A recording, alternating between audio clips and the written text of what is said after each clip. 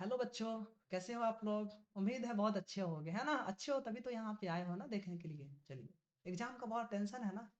चलिए, आज हम लोग उस एग्जाम को टेंशन को थोड़ा सा दूर करने का प्रयास करते हैं।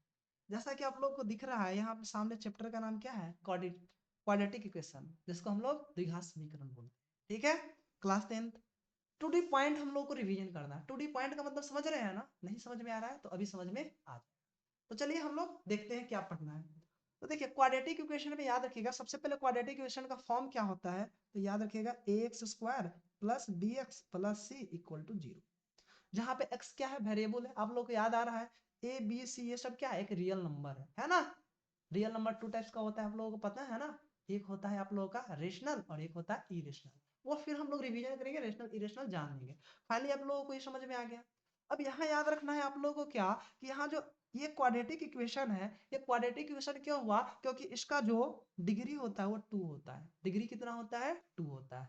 अब चूंकि इसका डिग्री जो है, ठीक है ना, इसका जो डिग्री है वो कितना होता है? 2। इसलिए इसके जो सॉल्यूशन होते हैं वो भी कितने होते हैं? 2 सॉल्यूशन होते हैं। याद आ गया ना? सॉल्यूशन, सॉल्यूशन का मतलब आप लोग पढ़े हैं ना कि एक्स का वैल्यू, एक्स का वैल्यू क्या होगा। यानी यहाँ एक्स के कितने वैल्यू निकलते हैं? 2 वैल्यू निकलते हैं।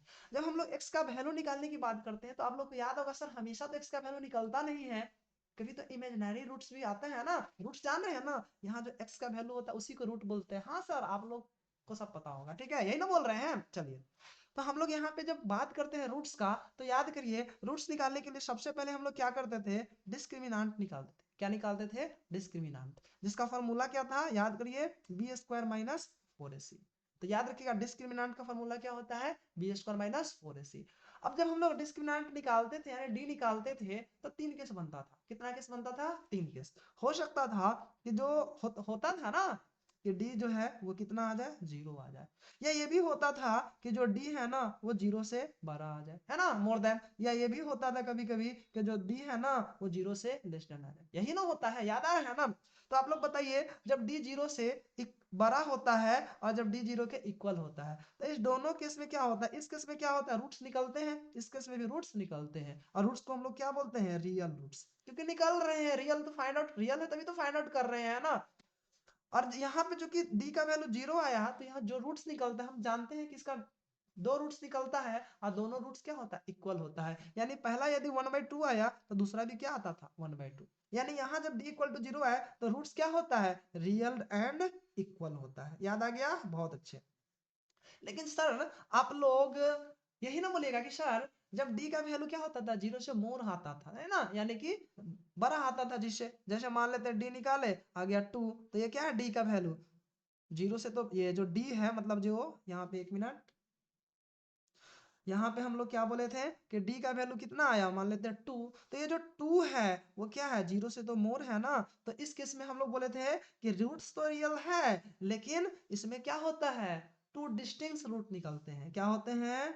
2 डिस्टिंक्ट रूट्स।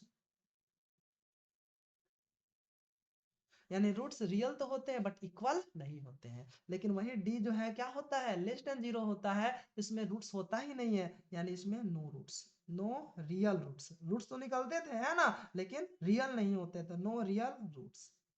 तो याद आ गया कि डिस्क्रिमिनेंट निकालेंगे, यदि 0 आ गया तो रूट्स रियल और इक्वल होगा। मोर देन 0 आएगा तो रियल होगा बट दोनों डिफरेंट होगा, यानी इक्वल नहीं होगा। लेकिन लेस देन 0 होगा तो रियल रूट्स नहीं निकलेगा। आ गया? लेकिन सर जब निकलेगा तो आखिर निकलता कैसे है? आप लोग को याद है ना? इसका 2 मेथड है ना। सबसे पहले रूट्स निकालने का कितना मेथड है? तो याद रखिएगा 2 मेथड्स है। कितना मेथड्स है? 2 मेथड्स है। याद रखिएगा यहाँ पे जो रूट्स हैं, है ना, उसको निकालने का कितना मेथड्स है? 2 मेथड्स। याद रखिए, जो सबसे पहला है वो है क्वाड्रेटिक फार्मूला द्वारा। क्या द्वारा? क्वाड्रेटिक, क्वाड्रेटिक फॉर्मूला, है ना। और सेकंड जो हम लोगों का था वो क्या था? By factorisation, by factorisation. याद आ गया? तो क्वाड्रेटिक फार्मूला क्या होता है बताइए आप लोग, जहां भी है। याद नहीं आ रहा? अच्छा, बहुत बच्चे बता रहे हैं, ठीक है, तो ध्यान से देखिए। यही था ना कि सर उसका यही था ना कि x इज इक्वल टू क्या था? तो हम लोग minus B plus minus root under D by क्या करते थे? 2a कर लेते थे। याद आ रहा है? सर नहीं नहीं, हम तो ये नहीं पढ़े थे, हम तो ये पढ़े थे minus B plus minus root under B square minus 4ac by 2a ना।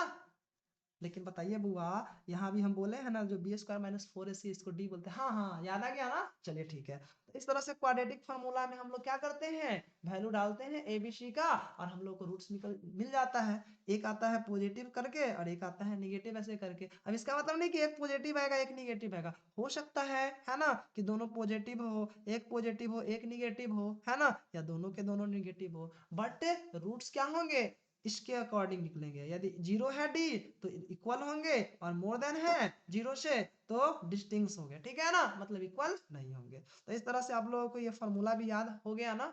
चलिए, लेकिन इस केस में जब हम लोगों को होता है तो नहीं निकलता है। तो क्वाड्रेटिक इक्वेशन समझ में आया, इसके अलावा भी कुछ पढ़ना था क्या, इसके अलावा क्या था सर, इसके अलावा तो बस क्वाड्रेटिक इक्वेशन है कि नहीं है बस पहचानना था, वो सबको आता है क्या। जैसे बताइए, जैसे एक्स स्क्वायर प्लस है ना X cube is equal to zero, क्या ये क्वाड्रेटिक इक्वेशन है क्या सर, क्या बच्चों वाली बात करते हैं, इसका डिग्री तो 3 है और 3 है तो ये क्वाड्रेटिक इक्वेशन नहीं है। But x plus 1/x is equal to zero है, तो ये क्वाड्रेटिक इक्वेशन है क्या, कहेगा सर बिल्कुल है, क्योंकि जब इसको हम लोग सॉल्व करेंगे तो X square plus 1/x is equal to zero, यानी यहाँ से जब हम लोग आगे जाएंगे तो X square plus 1 is equal to zero, है ना, डिग्री 2, सो ये क्वाड्रेटिक इक्वेशन हो जाएगा। तो क्वाड्रेटिक इक्वेशन पहचानने भी आप लोगों को आ गया है ना, याद कर लिए। तो इसमें कुल हम लोग को क्या पढ़ना था, क्वाड्रेटिक इक्वेशन का फॉर्म क्या होता है, इसका रूट्स क्या होता है, निकलता कैसे है, और इसका डिस्क्रिमिनेंट क्या होता है, यानी नेचर ऑफ रूट्स क्या होता है ना। नेचर ऑफ रूट्स हम लोग अभी देखे है ना, यहाँ पे क्या होता है, रियल एंड इक्वल होगा जब डी का वैल्यू जीरो होगा,